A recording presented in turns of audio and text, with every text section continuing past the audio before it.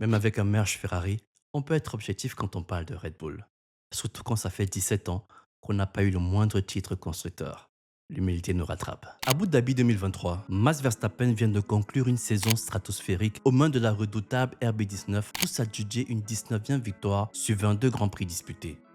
Des 100. Battant dans cette même saison le record du nombre de victoires consécutives de Sébastien Vettel, 10 contre 9. Le record du nombre de points scorés dans une saison détenu par Lewis Hamilton, 575 contre 408. Le record du nombre de tours en tête consécutifs. Le record du... Bref, la fiche de la rétro-canal parle mieux. Un max de records. Et pourtant, dans cette saison qui restera peut-être la plus aboutie de l'histoire pour un combo écurie-pilote, un expérimenté second pilote mexicain avait affirmé quelques mois plus tôt au Grand Prix de Barcelone 2023, le développement de la RB19 ne va pas dans le bon sens. Moqué de tous, en commençant par sa propre écurie, Sergio Pérez avait pourtant tout vu avant tout le monde. Pensant qu'il s'agissait d'une énième tentative d'excuser ses performances douteuses, le second pilote Red Bull avait en fait mis le doigt sur un problème structurel qui va constituer le tendon d'Achille de toutes les futures monoplaces. 25 secondes, 18 secondes, 20 secondes, 13 secondes. Non, ce ne sont pas mes records en apnée sous l'eau, mais c'est le tarif que Max Verstappen donne au meilleur des autres lors de ses 4 premières victoires en 2024. Et pourtant, malgré cette avance confortable, l'Hollandais volant est dérangé par le comportement de la RB20, faisant écho aux propos de son futur ex-coéquipier un an auparavant. D'ailleurs, beau joueur de la part du management de Red Bull qui a reconnu que les difficultés rencontrées en deuxième partie de saison avec la RB20 sont liées à ce qu'avait remonté Pérez en 2023 et qui n'avait pas été écouté. Soldat Checo,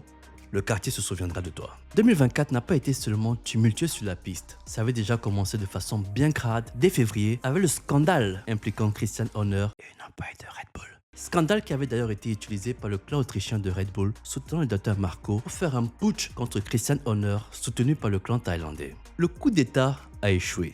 Le scandale a été réglé avec un petit biais sous la table, mais le mal se situe ailleurs. En effet, dans toute cette période trouble et de lutte interne qui a suivi le décès de Dietrich Mateschitz, excusez-moi si je prononce mal, corrigez-moi en commentaire, la maison Red Bull a perdu plein de vaillants guerriers. Les généraux Rob Marshall, Adrian Newey et Jonathan Whitley, pour ne citer que, mais aussi plein de soldats de l'ombre qui ont senti le vent tourner et qui ont été débauchés par une concurrence languissante de mettre la main sur les secrets de la domination autrichienne. Mais comme on dit, l'ivresse de la victoire efface tout. Grâce à un Max Verstappen, au sommet de son art, un Christian Horner qui reste un excellent meneur d'hommes et un Lando Norris pas très chaud à l'idée de réussir ses départs, Red Bull a quand même su mettre la main sur un 4e titre pilote. C'était la résonance de l'orgueil du champion avant de capituler face aux troupes orange papaye de Zak Brown, assoiffé de sang. Car ce qu'on voit en 2025 n'est pas une surprise, mais une décadence logique suite à la dynamique de 2024. La politique du tout pour Max a eu ses succès, mais le revers de la médaille se fait sentir. Je m'explique. Red Bull est une multinationale vendant des canettes énergisantes qui a perdu son fondateur en 2022. Est-ce que vous avez senti une quelconque baisse de la qualité de votre Red Bull? Non, je ne pense pas. Pourquoi? Parce que le principe fondamental d'une entreprise est que nul n'est indispensable. Et si tout le succès de votre compagnie repose sur une personne ou un groupe de personnes, alors mes amis, sonnez l'alarme,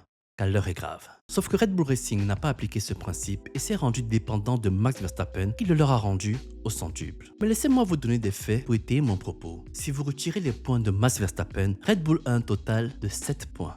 Marqué en 12 courses, soit la moitié du championnat. À titre indicatif, Alpine est dernière du championnat constructeur avec 19 points, dont Yuki Tsunoda et Liam Lawson ont ramené ensemble en 2025 7 points quand Max Verstappen en a ramené 165. C'est un ratio de 96%. 96% de la performance d'une écurie vient d'un seul pilote. Si pour Max, c'est un hommage à son talent générationnel, pour la structure Red Bull, c'est un échec grave. L'entièreté de la performance d'une écurie ne peut pas dépendre d'un individu. Dans l'éventualité où Max Verstappen cède à Mercedes et s'en va, Red Bull n'a pas un seul pilote qui peut ne serait-ce qu'amener la voiture en Q3. Et on parle d'un top team. C'est en ça que la décadence de cette écurie et l'éviction de Christian Horner me semblent logiques. Ils ont joué, usé et abusé d'un système qui montre toutes ses limites aujourd'hui. Le tout pour Max a ramené 4 titres, plus d'une soixantaine de victoires et des saisons gravées dans l'histoire qu'en 2021 et 2023. Mais ce système ne prépare pas l'avenir et une structure sans visibilité sur l'avenir est une entreprise fragilisée. Horner et Marco ont fait une erreur de management qui est de profiter de l'instant présent sans se dire qu'adviendra-t-il quand X ou Y ne sera plus. On peut dire ce qu'on veut de Toto Wolff, mais il a parfaitement préparé l'après Hamilton. Tandis que chez Red Bull, on a sacrifié une liste à rallonge de jeunes promoteurs parce que Max.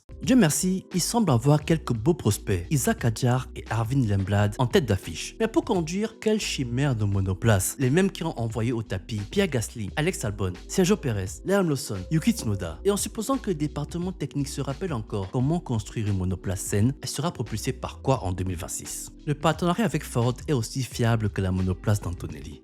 L'expertise de Red Bull Powertrains est-elle comparable à Mercedes, Ferrari ou Honda? N'oublions pas que le moteur Red Bull actuel est un moteur Honda remis clé en main par les Japonais avant de se casser. Donc, la structure Powertrains a encore tout à prouver en termes de développement moteur. Donc, si on résume, le team principal se fait dégager. Le pilote numéro 1 à qui tu as tout donné est en négociation très avancée avec la concurrence. Le second baquet est juste là pour faire vitrine de sponsors. Les hommes forts des années glorieuses ne sont plus. Le projet moteur 2026 est suspect. Ah, qu'il fait bon d'être fan de Red Bull. À la vôtre.